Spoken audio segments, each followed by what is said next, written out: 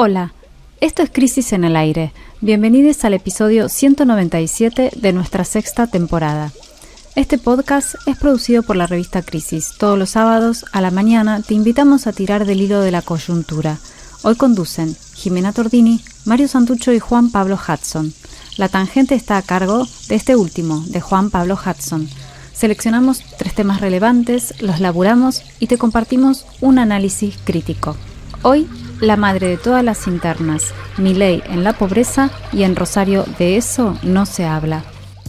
Resulta que ayer nos enteramos que Cristina dice: yo quiero ir de candidata a legisladora provincial por la tercera sección. Es una especie de candidata de la matanza.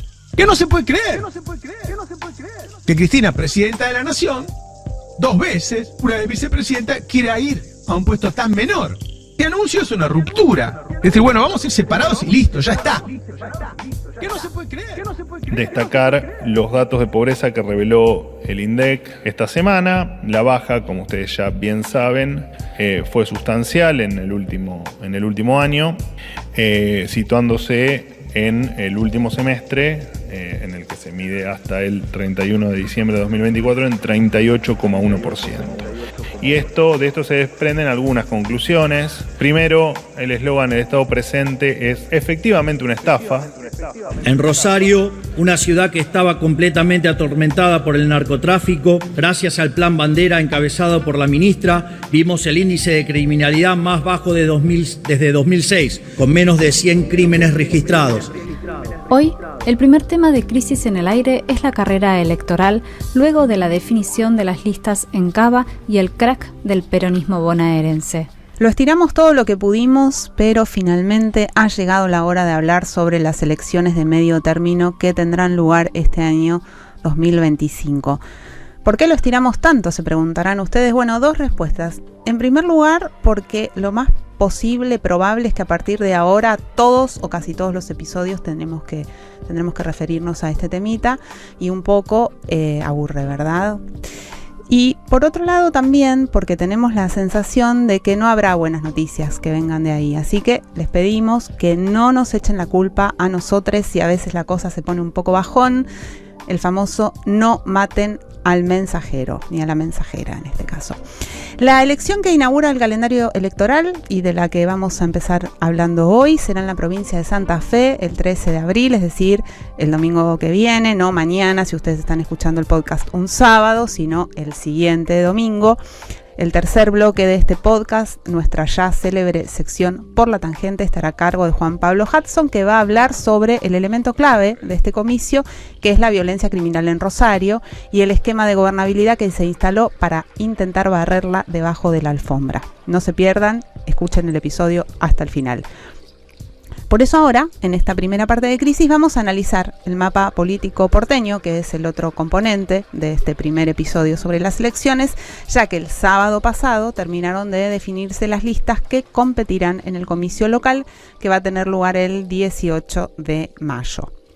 Y nos vamos a meter también con la madre de todas las internas, que es el cisma en el peronismo bonaerense entre las huestes de la expresidenta Cristina Fernández de Kirchner y el gobernador Axel Kicillof. Si escucharon un sonido de un WhatsApp es porque esto es periodismo verdad, estamos acá grabando y construyendo noticias. Bueno, allá vamos.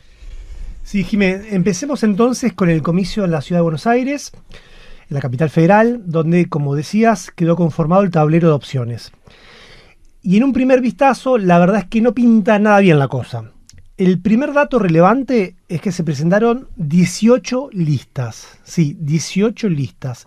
Muchas más de lo habitual. Hay 3 que formalmente serían las más competitivas. Vamos a repasarlas.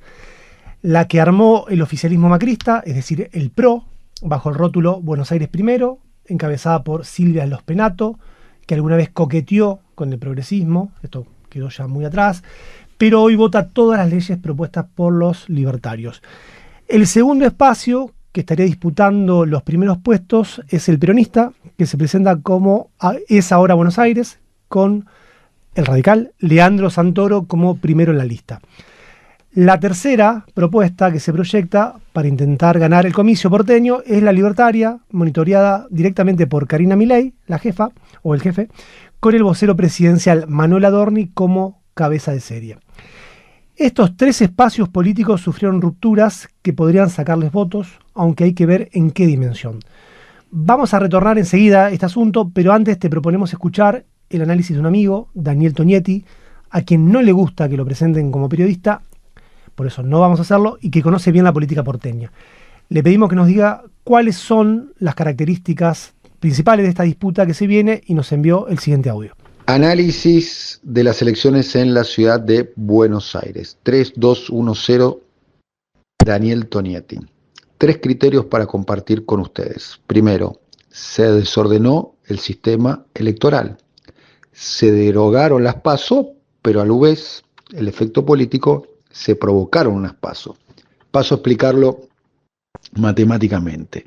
En el año 2021, que es la última elección de mitad de término, se habían presentado 11 listas en las PASO y 5 listas quedaron finalmente en la elección.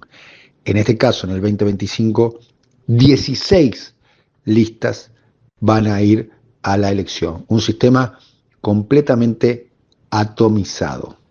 Segunda cuestión, lo que estamos viendo es una crisis que todo indicaría puede ser terminal, que sería el fin del PRO, el fin del macrismo, el fin de la hegemonía amarilla en la ciudad de Buenos Aires, con las derivaciones que eso puede traer en el mediano plazo, especialmente la elección del año 2027. Y la tercera cuestión que yo destacaría es en la oposición a nivel nacional, la poca gravitación que ha tenido en el cierre de listas la figura de Cristina Fernández de Kirchner y el kirchnerismo en general. A pesar de ser la principal fuerza política de la oposición, su lugar en el cierre de listas ha sido poco gravitante. Tanto es así que si hacemos un análisis fino, solamente tuvo 2 lugares en los puestos expectantes entre los 8 o 10 primeros, que puede ser la cantidad de legisladores electos por la lista opositora. Y por otro lado, se ve un triunfo del sector más pejotista, más acuerdista, el sector que durante los años del macrismo, durante los 5 gobiernos macristas, ha tenido de alguna manera la postura de una convivencia pacífica, una coexistencia pacífica. Me estoy refiriendo particularmente al sector que lidera Juan Manuel Olmos. Bien, escuchábamos a Dani Tonietti, dice algo que me parece clave al principio del audio y su análisis, que es que estamos yendo hacia un sistema político hiperfragmentado que tiende a la atomización. Esto se está explicitando muy claramente en la elección de la Ciudad de Buenos Aires, pero me parece que va a ser el tono de todas las elecciones a nivel nacional. Esto tiene que ver con que no solo con que las fuerzas políticas están rompiéndose, sino que hay un cambio en el formato electoral que fomenta esta fragmentación, ¿no? A partir básicamente de 3 elementos que van a estar presentes durante todo el año. La suspensión de las primarias, de las PASO, que hace que precisamente... Claro, van todos sueltos, exacto, todos contra todos. En vez de dirimir las diferencias en PASO, las vamos como listas separadas. Después, la boleta única, que también es tiende a la fragmentación muy claramente. Y el desdoblamiento de las elecciones locales respecto del Comicio Nacional. 3 elementos que hacen al formato, al esquema de lo que se vota, más allá de cada una de las fuerzas. Entonces, ¿qué pasa con esto? Se difumina la polarización. Eso es lo primero que aparece. Ya lo veíamos el año pasado cuando había 3 fuerzas. Bueno, ahora cada vez eso se refuerza más. Y se configura, uno podría decir a priori, un escenario de 3/3. Estamos hablando ya de la Ciudad de Buenos Aires, pero con suerte. Porque en realidad... también está el frente de izquierda, hay otras fuerzas que aparecen, entonces uno podría decir que hay 4 cuadrantes, ¿no? Aunque el cuarto un poco más abajo que los otros 3, ¿no? 30-30-10 uno podría decir. Sí. Ahora, lo que sucede es que en cada uno de esos cuadrantes a su vez hay rupturas, como veníamos diciendo, ¿no? Como anticipaba Juan y también mencionaba Tonietti. En el PRO Vamos a ver qué sucedió. Nada menos que Horacio Larreta, que fue 2 veces jefe de gobierno, explicitó su salida del macrismo y presentó una lista propia que se titula Volvamos Buenos Aires. Van a ver que casi todas las listas tienen Buenos Aires en su nombre. Larreta aparece como primer candidato a legislador en esta lista, encabezando. Pero además, si tomamos ya no al PRO, sino al extinto Juntos por el Cambio, ¿no? Que hasta las últimas elecciones se presentaban todos juntos como una fuerza porteña, bueno, hay que mencionar que hay otras dos listas más que buscarán el mismo electorado. Los radicales de Lustó y Jacobiti, que tienen su propia lista, llamada Evolución, encabezada por una dirigente de la Franja Morada, y la Coalición Cívica por el otro. 4 listas para lo que antes era Juntos por el Cambio. En el peronismo el quiebre es menor, pero también existe. Además de la lista de Leandro Santoro, que es la principal, hay 2 listas que intentarán sacarle votos a esa lista oficial del, podríamos llamar, rosquero mayor, Juan Manuel Olmos. De un lado está el coreano Alejandro Kim, encabezando la lista Principios y Valores, en representación del inefable Guillermo Moreno, quienes, ya escuché algunos autos por la calle, llamando a los justicialistas verdaderos a no votar por un radical. Y cantitos en lugares, ¿viste? En bares, en canchas. Por otro lado, aparece Juan Manuel Abal Medina, hijo, un dirigente del peronismo porteño desde hace mucho tiempo, que encabeza una ruptura también de la lista del peronismo, impulsada por el movimiento Evita, claramente, ¿no? Con fuerza por el movimiento Evita, que sale a abrir otro territorio. Y para demostrar que se trata de algo sistemático, orgánico, es decir, que no tiene que ver solamente con que hay algunas fuerzas en crisis, que también existen, y que tiene más que ver con el tipo de competencia en que está en juego, también los libertarios tuvieron disidencias, y hay 3 listas en el espacio libertaria. Por un lado está la que ya mencionábamos antes, y aparece una encabezada por Ramiro Marra, que tiene como sello a la vieja UCD, y hasta otra lista promovida por el senador Sago, que ha estado en las noticias en estos días por pelearse en el Senado con las trompadas. Sí, y demás. Bueno, él impulsa una lista que se llama, creo que el MIG, no importa, el Movimiento de Integración y Desarrollo, sí, ese encabezada por Ricardo Caruso Lombardi, nada menos que por un personaje muy bizarro. Es difícil adivinar qué va a pasar con todo esto, cuál va a ser el porcentaje de cada uno y demás, pero veamos qué están diciendo los que ya están armando las primeras encuestas, ¿no? Todavía no hay números desde que se cerraron las listas, pero le pedimos a Lara Goiburu, directora ejecutiva de Management and Fit, que estuvo midiendo, todavía no tiene resultados como decía, pero le pedimos que nos dé un anticipo y nos cuenta lo siguiente. Aventurar una elección de tercios cuando todavía no tenemos las primeras mediciones con todos los candidatos incorporados no sería del todo responsable. Tendríamos que primero tener una primer medición, no solo nuestra, sino de colegas, para poder comparar, ir viendo cómo se va dando el escenario. Respecto del papel de Larreta y Marra, van a disputar el mismo electorado que los Penato, Adorni, inclusive que la Unión Cívica Radical con su candidata, que es nueva para la ciudad de Buenos Aires, que viene de la militancia universitaria.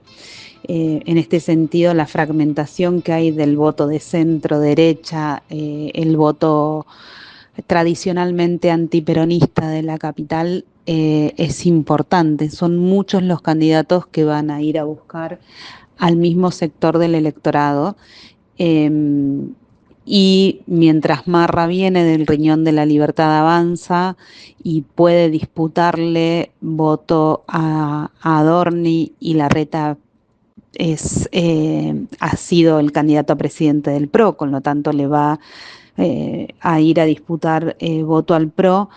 Todos ellos, sin embargo, van sobre el mismo sector del electorado, que es el sector antiperonista de la ciudad de Buenos Aires y de centro derecha.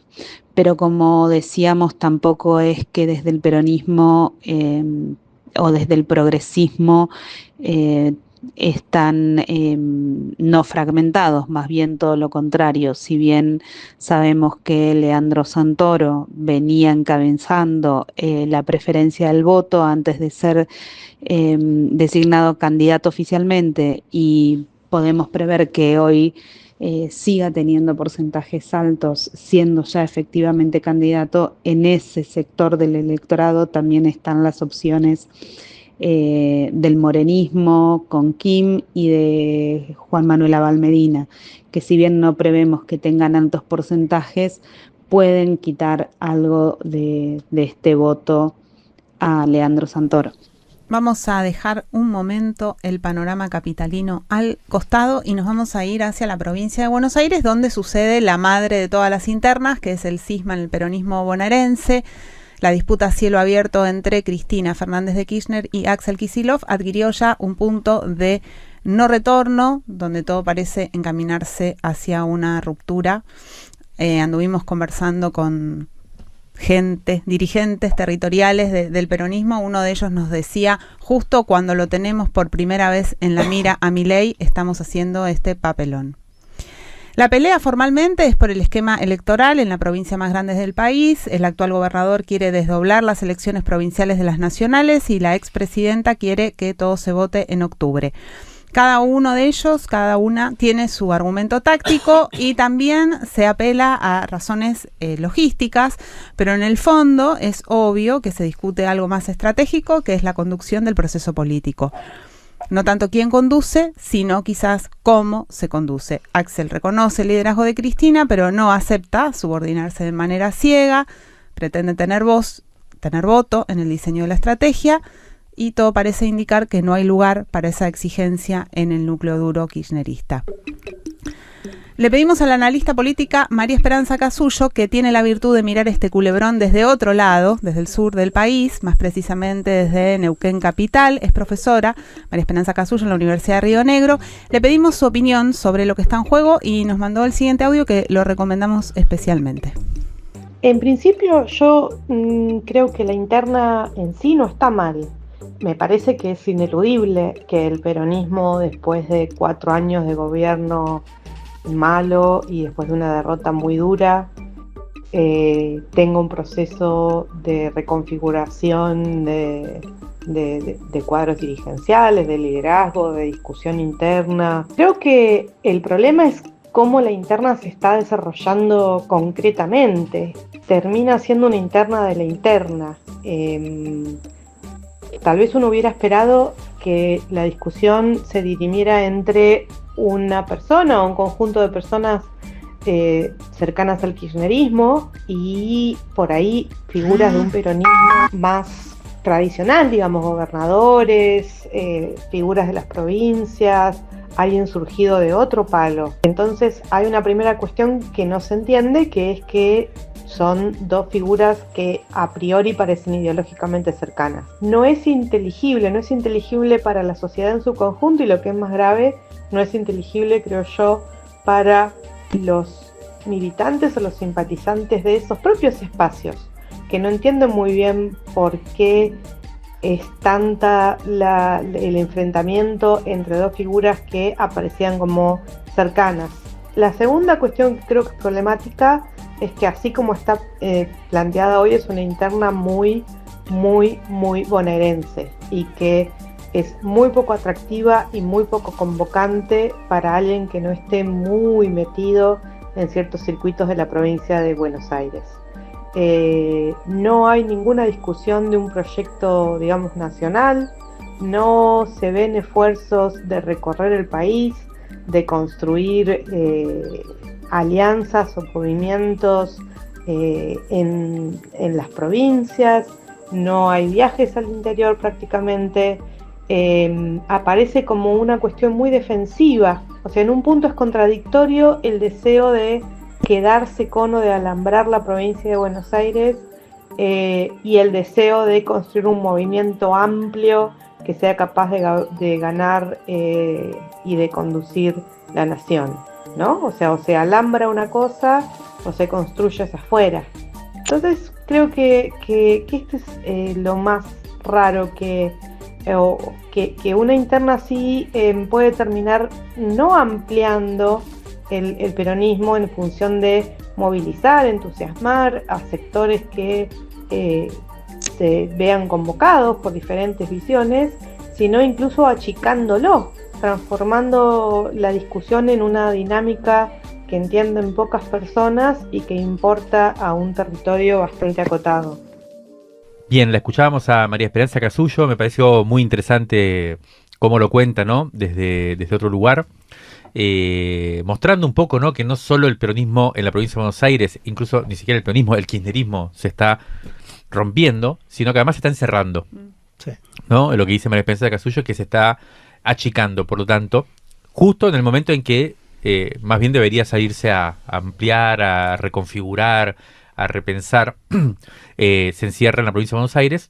De hecho, uno de los principales noticias que salió esta semana, que llamó la atención, que sorprendió, que escandalizó a muchos y muchas, tiene que ver con la amenaza en off, por supuesto, de Cristina Fernández de Kirchner de presentarse como candidata a diputada provincial por la tercera sección de la electoral de la provincia de Buenos Aires, o sea, una seccional. En caso de doblar. En caso de que Axel, como decías antes, concrete la amenaza de desdoblar, como decía antes Jimé, la elección provincial de la nacional. Bueno, se están encerrando, se están ensimismando cada vez más en una disputa que ahí es donde me parece que primero, el primer elemento clave, que es el que tratamos de dar cuenta acá, es que ya es una disputa abierta, ya hay una ruptura. O sea, no es que va a estar, ya está. Ya está claro que Cristina Fernández de Kirchner considera a Axel alguien fuera de su círculo íntimo y que no tiene más confianza en él, y ya lo puso en un lugar como en algún momento estuvo Scioli, estuvo Alberto Fernández, estuvo alguien que es más una amenaza que una proyección o que tropa propia, digamos, como se diría dentro del kirchnerismo. Pero al mismo tiempo, todo parece indicar, y esta semana se terminó de confirmar, que Axel Kicillof no acepta este lugar que se le ofrece en el kirchnerismo y está decidido a sostener un proyecto propio. ¿Cómo sigue esto? Hay miles de posibilidades, hay miles de diagnósticos o de proyecciones. Todo el mundo que te dice lo que va a pasar al mismo tiempo te dice, pero esto es lo que se puede pensar hoy. Puede haber acuerdo electoral finalmente. Mucha gente ya empieza a decir esto está roto. Va a haber 2 listas electorales en la provincia de Buenos Aires, lo cual garantizaría la derrota frente a los libertarios. Sí. Pero cada vez va siendo lo más posible. Cada vez el campo de lo posible de esta interna se va ampliando, ¿no? Y lo que hasta hace tiempo parecía una amenaza, pero nadie se la creía, finalmente termina concretándose. Esta semana no vamos a entrar en detalles, pero hubo idas y venidas en la legislatura, que si se votaba la concurrencia, que si el gobernador anunciaba la separación de las elecciones, nada se terminó concretando hasta el momento en que estamos grabando. Pero lo cierto es que esto ya es un hecho y lo que muestra en el horizonte es que precisamente este peronismo que viene de una derrota muy fuerte, como decía María Esperanza Casullo, sigue en un proceso de descomposición, sí, de autocorrosión, con lo cual uno podría pensar, y es lo que me parece que nosotros en general tendemos a imaginar, que es que la posibilidad de una reconstrucción de la fuerza popular, del campo popular, de nuestra capacidad de enfrentar a este gobierno de ultraderecha, no va a venir necesariamente de esos lugares, sino que va a venir de otros lados, los menos esperados quizás, y esa nueva energía será la que en todo caso también revitalizará al peronismo si está en condiciones de verse atravesado por una nueva fuerza. Ese me parece que es un poco una conclusión posible, pero veremos cómo sigue este culebrón que va a tardar por lo menos hasta octubre. Crisis en el aire, un podcast para tirar del hilo de la coyuntura. Ahora vamos a meternos con los números de pobreza publicados esta semana por el INDEC y los sopapos financieros del gobierno de ultraderecha. El lunes 31 de marzo, el INDEC publicó los números de pobreza del segundo cuatrimestre del 2024 y las cifras fueron una sorpresa para muchos, sobre todo dentro de los sectores progresistas, porque desde el primer semestre del año pasado al segundo hubo una sensible reducción en la cantidad de personas pobres en el país.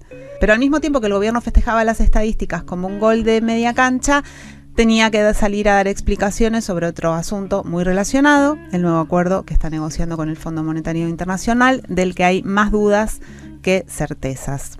En este segundo bloque de Crisis en el Aire, entonces, vamos a mirar bien qué hay adentro de esas cifras de pobreza y también a contarte qué se sabe de las charlas con el prestamista de última instancia y por qué, dependiendo de su resultado, la próxima medición del INDEC podría ser muy diferente.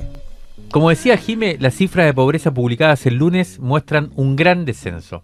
El 38,1% de las personas dieron pobres, o sea, aparecieron como pobres en el segundo semestre del año 2024, contra el 52,9% en el primero, en ese primer semestre. O sea, la baja en el año es de más de 10 puntos entre cada semestre, entre el primero y el segundo. Pero, en realidad, la comparación conviene hacerla interanual, ¿no?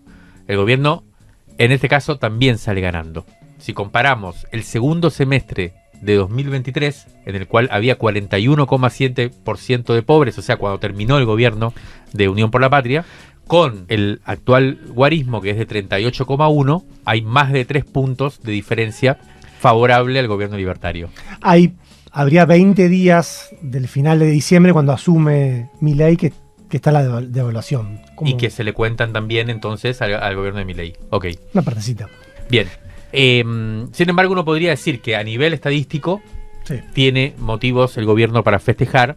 Obviamente esto tiene que ver con una cuestión que tiene que ver con la inflación. Después lo vamos a ver, pero está esta sensación, ¿no?, de que la pobreza no baja. O sea, de que... Pero bueno, vamos a ver lo que dijo el vocero Manuel Adorni. Por supuesto, las celebraciones. Le dijo a los periodistas que la baja es producto de la pulverización del déficit fiscal que permitió la aniquilación de la inflación, que la inflación es la mejor manera de sacar a la gente de la pobreza, o sea, su descenso, y que es lo que hizo, y que es lo que no hizo ninguno de los autoproclamados gobiernos populares. Y sumó que Milei es el presidente que más está haciendo por los pobres, es el primer gobierno en muchos años que comienza un proceso real de bajada de la pobreza, todas obviamente fanfarronadas, que tiene poco que ver, me parece, con la vida real, ¿no? Tiene mucho que ver con los números, poco que ver con la vida real. Desde el campo popular hubo una reacción inmediata. Juan Grabois, por ejemplo, dijo que la gente en barrios populares está endeudada y que cayeron los consumos de proteínas animales. En definitiva, dijo que hay más pobreza que hace un año y que la medición está mal hecha. Esto es un arma de doble filo, ¿no? Porque es verdad que el año pasado, cuando conocimos las cifras del primer semestre, que eran de 52,9, sí le dimos validez y salimos a denunciar con esas cifras, que ahora dan lo contrario. Entonces, el tema del cuestionamiento de las cifras está bien, es una cuestión técnica, pero políticamente es difícil de sostener este argumento, sobre todo si salimos a festejar cuando las cifras no le dan mal al gobierno. Pero sí es cierto que hay una sensación de que han cambiado los consumos y eso hace entonces que las cifras quizás no reflejen la verdadera situación que hay en las clases populares hoy. Y por eso acudimos a un Instituto de Estadísticas y Tendencias Sociales y Económicas del Centro de Almaceneros de Córdoba, que es la verdad, hace un par de años ya que lo venimos consultando, porque viene haciendo un seguimiento precisamente de los consumos populares, y le preguntamos a Vanessa Ruiz, que es la vicepresidenta del centro, qué vieron en su última medición de estos meses también, y nos envió el siguiente audio. Estamos hablando de que los indicadores sociales de las familias no han mejorado a lo largo de este último tiempo. Para lo mismo hicimos un relevamiento de los últimos 3 años, tomando como referencia a lo recomendado por INDEC de lo que corresponde a alimentos y haciendo una encuesta a hogares, a 2.500 hogares, a jefas y jefes de hogar. Lamentablemente tenemos que poner números a una realidad muy delicada, donde observamos que se ha caído el consumo de asado vacuno un 48%, como por ejemplo también se cayó a lo largo de estos 3 años el consumo de carne molida un 37%, 41% el puchero, 45% la carne para milanesas o bifes. También una caída del 13% en el consumo del pollo. ¿Qué creció? Creció el consumo de carne de asado de cerdo en un 26%, creció un 139% el consumo de menudencias vacunas, hígado, mondongo. Por ejemplo, también creció un 369% el consumo de menudos de pollo y de alitas y ranchos creció un 125%. vemos estas caídas. Luego también el sector lácteos, profundas caídas en su consumo. 21% cayó el consumo de leche fluida, como así un 33% el consumo de leche en polvo. También, cuando observamos qué sucedió, si no se come eso, ¿qué se come? Bueno, creció 38% el consumo de polenta, 25% el consumo de pan francés, como también de harina de trigo. También hubo crecimientos en el consumo en lo que significan verduras, 53% se consume más de cebolla y 43% el consumo de papa. ¿Qué se está consumiendo en las familias? Bueno, el reemplazo obligado, ¿no? Creció el consumo de mate cocido 98%, como así también 74% el consumo de té, 23% más se consume de azúcar. También se consumen más fideos, arroz. Bueno, esta es nuestra gran preocupación. Los alimentos que se presentan en las mesas están perdiendo nutrientes esenciales e irreemplazables. Y frente a estos indicadores sociales, también una realidad en que a esto hay que sumarle que el 29,7% de los hogares en algún momento sintió hambre pero no pudo comer, 19% de las familias en algún momento se quedó sin alimentos, 17,7% tuvo que hacer algo que hubiera preferido no hacer, como pedir alimentos o dinero, y el 10,3% de los hogares en algún integrante solo comió una vez al día o dejó de comer todo el día. Bueno, de la misma medida que el gobierno se esmeró y logró bajar la inflación, obviamente, a costa de que de la misma manera hoy hay que plantearse de forma urgente restituir el alimento a las familias y buscar alternativas para que otorgar la seguridad alimentaria, ¿no? Bien, escuchamos a Vanessa Ruiz, vicepresidenta de este centro de almaceneros de Córdoba. Pero vamos a preguntarnos, o tratar de responder en realidad esta pregunta: ¿de qué está hecha esta victoria? Hay un dato muy particular que es el siguiente: el 38% de pobres que midió el INDEC se divide en dos. Los pobres indigentes, que son aquellos que no llegan a la canasta básica alimentaria, y los pobres no indigentes, que son aquellos que llegan a la canasta básica alimentaria, pero no a la canasta básica total. Si uno se fija en la comparación interanual, la baja de 41,7 a 38,1 se explica solo por la caída en indigencia. En el segundo semestre de 2023 había 29,8% de pobres no indigentes. Y en el segundo semestre de 2024 pasó a 29,9%. Es decir, básicamente lo mismo. Pero la indigencia, en tanto, bajó del 8,7% al 6,4%. Si uno se mete al análisis pormenorizado del INDEC, ve que subieron mucho en las familias de todo el país los llamados ingresos no laborales, es decir, programas como la asignación universal por hijo, la tarjeta alimentar o el plan 1000 días, que tuvieron subas alrededor del 100% nominal, es decir, descontándole la inflación. La intervención del Estado, ni más ni menos, al menos con las poblaciones más vulnerables. Y como dice el gobierno, la baja se explica en la inflación de alimentos, que subió menos que los ingresos. Los costos, en cambio, de los servicios y el transporte público, que tuvieron una suba sensible, no se encuentran medidos ni en la canasta básica alimentaria, que no los comprende, ni tampoco los mide la canasta básica total, cuyo valor en realidad se calcula por una fórmula aplicada sobre la canasta básica alimentaria. Por otro lado, el Observatorio de la Deuda Social de la Universidad Católica Argentina dice que la, abre comillas, supuesta mejora tiene matices a considerar. Recordemos que buena parte de la mejora se logra comparando el cuarto trimestre de 2023 contra el cuarto trimestre de 2024. En ese sentido, en diciembre de 2023 ya había asumido Milei y subió el valor del dólar en 118%, esa gran devaluación que padecimos, apenas asumió. Es decir, pasó de 350 a 800. Pero si comparamos el tercer trimestre entre ambos años, estamos casi empatados, 38,3% en el 2024 versus 38,6% en el 2023.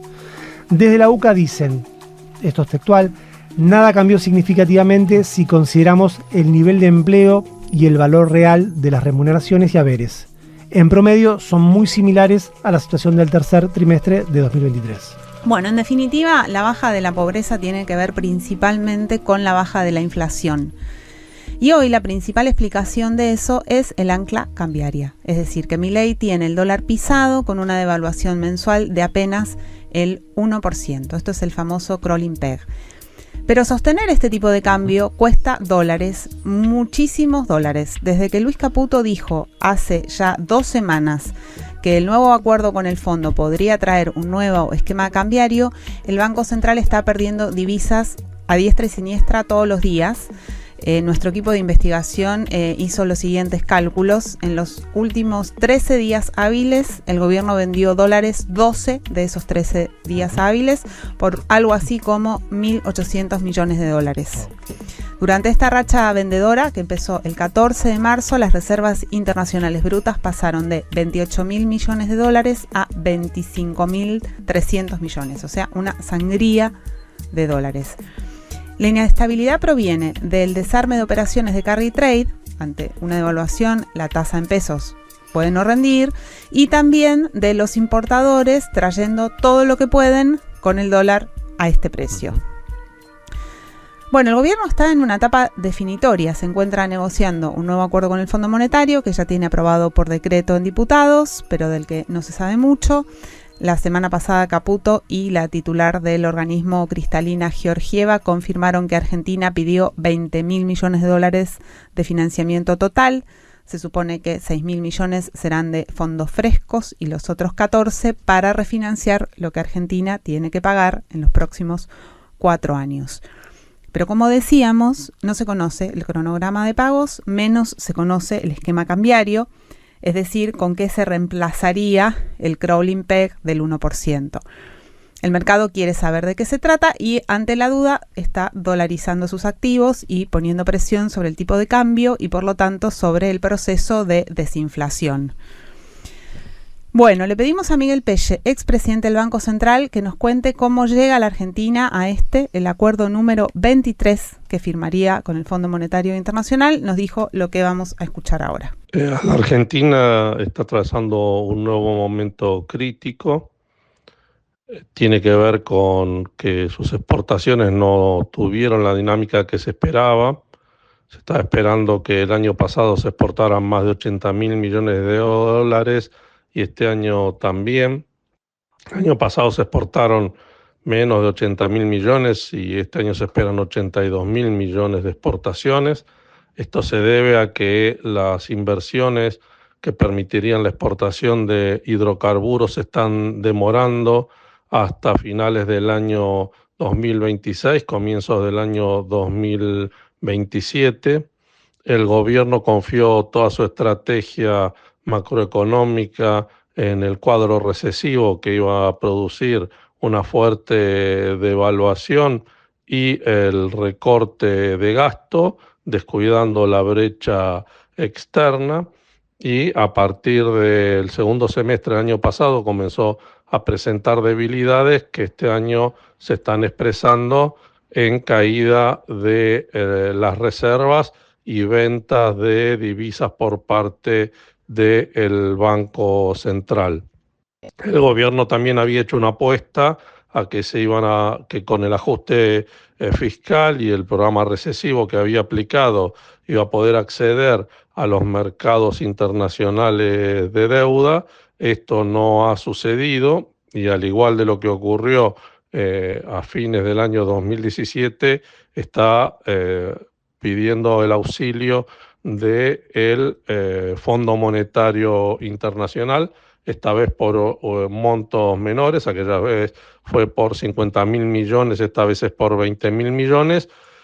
Y hay todo un debate que demora los desembolsos por parte del Fondo Monetario Internacional, seguramente debidos a discusiones sobre cómo el gobierno va a cerrar la brecha externa comenzando a acumular reservas nuevamente, y dentro de ese debate qué va a hacer con la política cambiaria, con el blend que está utilizando para mantener a raya el déficit, los dólares financieros, y también la política que ha llevado adelante de flexibilización de las importaciones.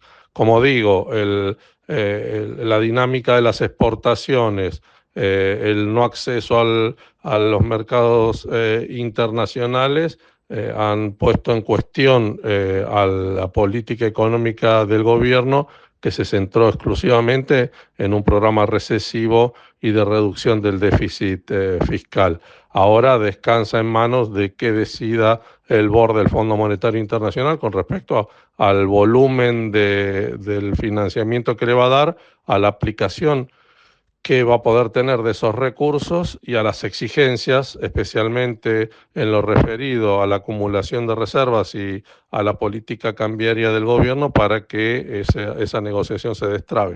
Bien, lo escuchábamos a Miguel Peche. En definitiva, el gobierno está en un intríngulis, digamos, está con problemas claramente macrofinancieros, macroeconómicos, macrofinancieros. Todo parece indicar que no cierra el modelo. Todo se juega, todo lo que espera el gobierno es contener la inflación. Está haciendo todo para eso, llegar a las elecciones con un índice de inflación bajo. La inflación está poco a poco volviendo a subir. Ya los indicadores de marzo que están dando vueltas son más altos que los de febrero, que a su vez fueron más altos que los de enero. Empieza a haber un movimiento de los precios en consonancia también con el movimiento de los dólares paralelos, como venimos viendo en las últimas jornadas. Esto empuja, como decíamos, a la venta de dólares por parte del Banco Central. Es todo un circuito que es además el circuito que venía padeciendo Unión por la Patria antes, que ya padeció el macrismo. O sea que el gobierno libertario parece estar atrapado en el mismo círculo vicioso, digamos, en el que la economía argentina viene hace rato, ¿no? Tratando de aguantar sin modificar, a contrario de lo que había dicho, ¿no? Y lo que había prometido con la dolarización y demás.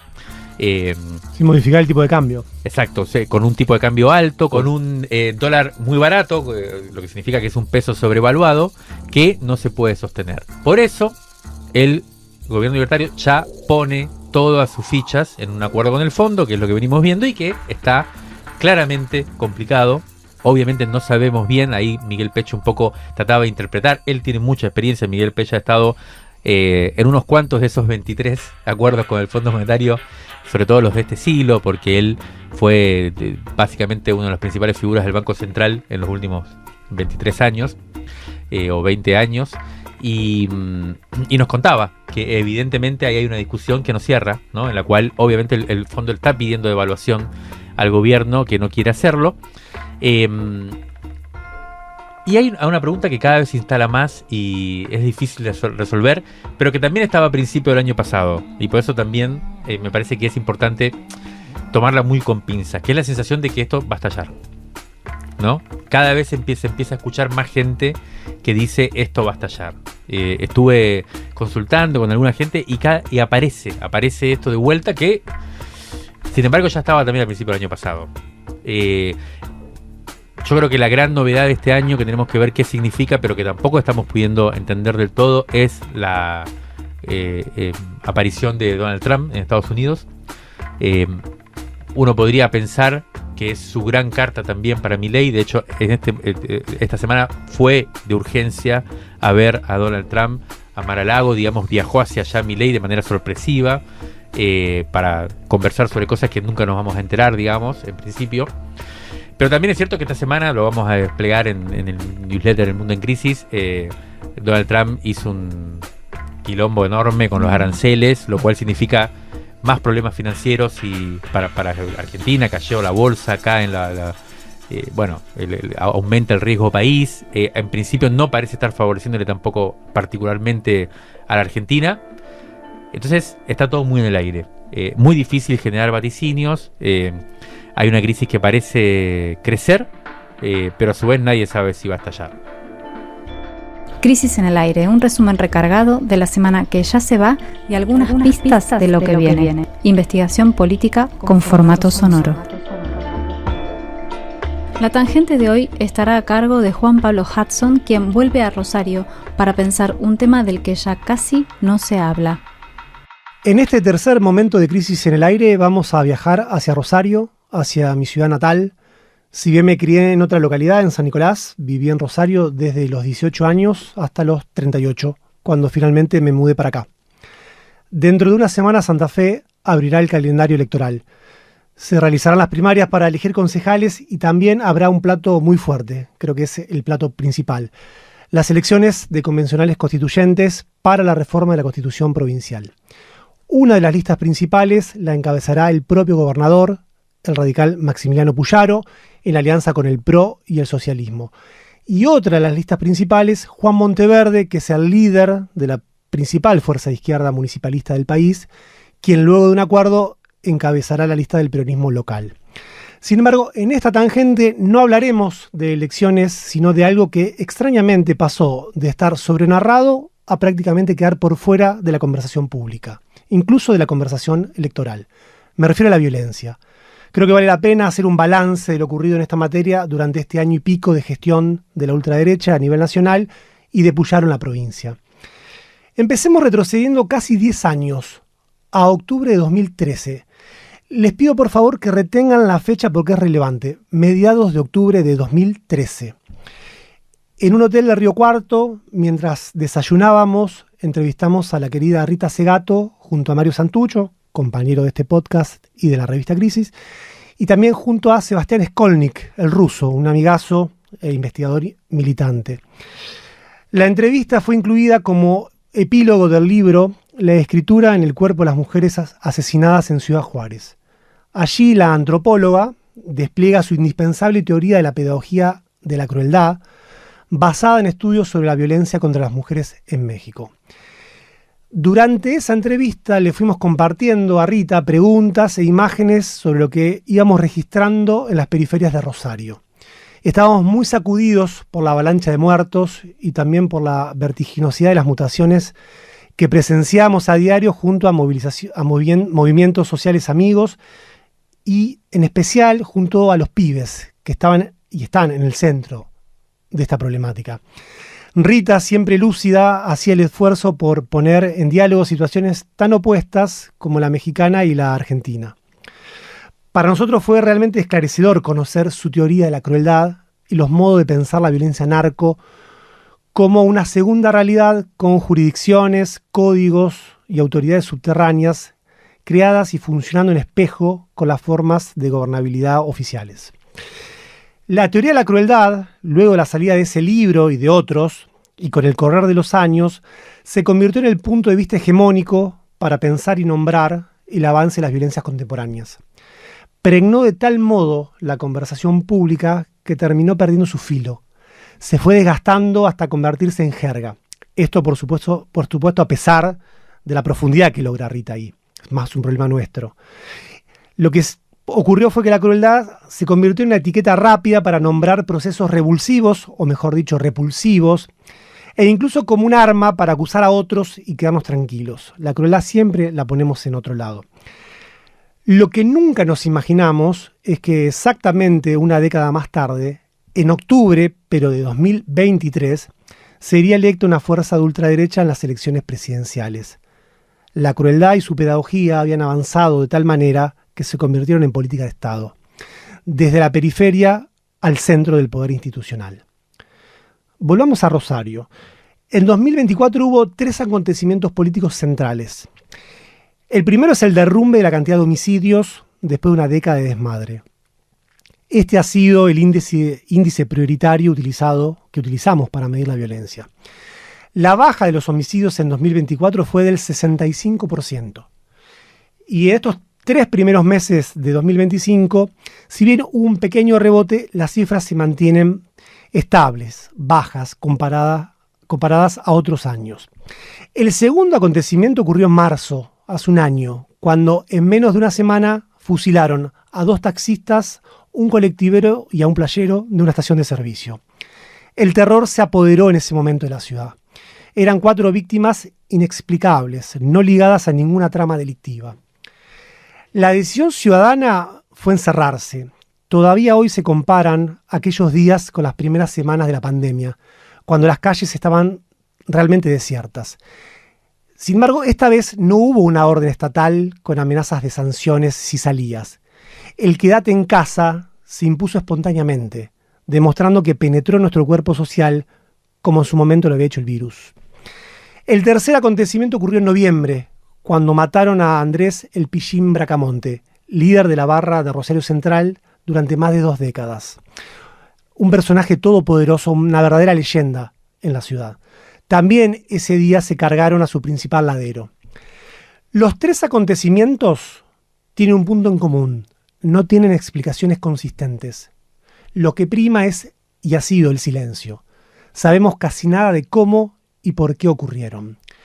El gobierno nacional, en alianza con el gobierno provincial, festeja con absoluta razón el descenso abrupto de los homicidios. Es realmente meritorio. Pero sus explicaciones sobre las razones son realmente frágiles. No les resulta fácil explicar por qué los muertos bajaron tan inmediatamente.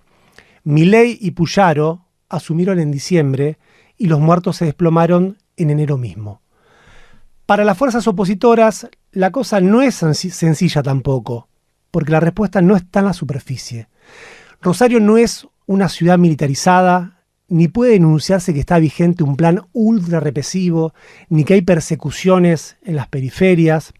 Sí se denunció que había cana pidiendo documentos, o más cana pidiendo documentos en ciertos corredores, pero poco más. En donde sí hubo vejámenes fue en la principal cárcel provincial en el inicio de la gestión. Allí se constató oficialmente la aplicación de los peores tormentos, similares a los utilizados durante la última dictadura, contra presos sospechados de organizar el ataque a tiros contra un colectivo que transportaba a guardiacárceles. Una lectura posible es que los asesinatos de marzo fueron una respuesta narco a esas torturas intolerables y como una demostración de fuerzas para concretar una negociación. Lo que necesitamos entender, y acá está lo importante, es que el control de la violencia en su versión letal transcurre por vías subterráneas, muy opacas, muy soterradas, muy difíciles de demostrar con evidencia. Ya no es como si ocurrió sin ningún tipo de eficacia en 2014, cuando Sergio Berni trajo a las fuerzas federales, o llevó en realidad a Rosario, que sobresaturaron los barrios y verdugueaban a los pibes. Ahora, un ejemplo elocuente es el más que verosímil pacto entre el gobierno, la policía y las bandas narcos, que permitieron retomar modos ilegales de control del delito y de la violencia que estaban quebrados.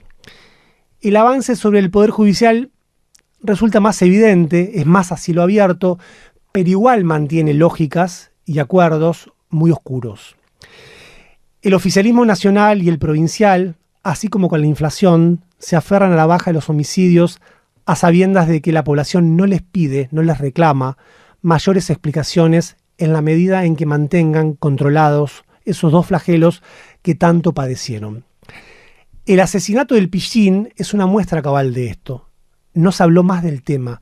Ni siquiera en la cancha hay una sola bandera, un banderín, ni una pintada sobre el ex líder de la barra que lo recuerde, lo cual resulta muy curioso. Tampoco se avanzó judicialmente. Cayeron algunos perejiles y poco más. No hay ninguna pista clara. A su vez, y esta es una novedad fuerte, el Estado controló los efectos posibles de semejante ejecución, de semejante bomba. No hubo ni un reguero de sangre tal como se preveía y tal como ocurrió en 2013, por ejemplo, cuando mataron al líder de los monos, al pájaro cantero. Ni tampoco por ahora hubo algún tipo de rebelión al interior de la barra. Todo quedó ordenadito, reprimido, se arregló puertas adentro del poder. En el caso de los 4 crímenes de marzo del 2024 se esclarecieron los autores materiales, lo que podemos denominar los gatilleros, pero no se supo quiénes fueron los autores intelectuales y el sentido último de los hechos. Ahora hagamos un punto acá. Puyaro y Bullrich lograron bajar muchísimo los homicidios y hay que destacarlo. Pero eso no es sinónimo de una pacificación de los territorios. Por eso ahora vamos a escuchar a Mariana Hassen, trabajadora estatal y docente con muchísima experiencia en el abordaje de la violencia en las periferias, y a continuación a una trabajadora de un centro de salud de un barrio popular allá, para que nos cuenten qué está pasando en las barriadas en este momento en Rosario. Creo que es pertinente hablar de violencias, ¿no? De hablar de violencias en plural, porque creo que la violencia altamente lesiva es una de las manifestaciones que de algún modo condensa todas las otras manifestaciones que se dan en la cotidiana y que tienen que ver con las violencias de género, con la violencia intergeneracional, con la violencia material que produce desprotección, con la violencia económica, de no poder llevar el plato de comida a la mesa, de no poder vestir y abrigar a los niños, de que los adolescentes y los jóvenes no sientan una perspectiva que los convoque. Esas violencias llevan a consumos extremos, a circuitos delictivos como forma de subsistencia de los grupos familiares, toman una capilaridad con efectos de deterioro, de desconocimiento de la autoridad simbólica, de referentes adultos, de referentes del afecto y de la ética, socavan la transmisión intergeneracional de cuidado y de protección, ponen la descalificación y la supremacía del yo y de la satisfacción inmediata por encima del otro. Al otro se convierte en una cosa, un objeto al que no se lo acepta, al que su vida no vale. Ese deterioro subjetivo y de la salud mental son la plataforma de las distintas violencias que llegan a los extremos de la eliminación de la vida del otro como una muestra de poder y de dominio. Estas violencias estuvieron, están y estarán. Yo creo que las cuestiones que se van viendo en los centros de salud es una fragmentación y un arrasamiento subjetivo, sobre todo de las personas que más llegan al centro de salud, las mujeres. Aparece como una falta de vínculos significativos, de redes que antes sostenían, de lazos, inclusive las organizaciones sociales, digamos, ya no ocupan el lugar que ocupaban. Muchas veces van a buscar la comida todos los días y sin embargo es eso, no son lugares como para reunirse, pensar, organizar.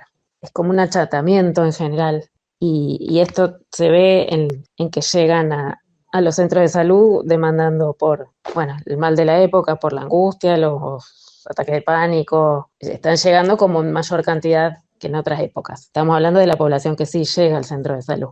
Hay gran porcentaje que directamente no llega al centro de salud y llega a las guardias de los hospitales por ingestas excesivas de sustancias o por heridas de bala, etcétera. Escuchábamos a Mariana y a esta trabajadora del centro de salud. En este escenario social y político, la militancia entonces quedamos en un lugar muy incómodo, en una especie de trampa porque nos devora una lógica de tipo judicial.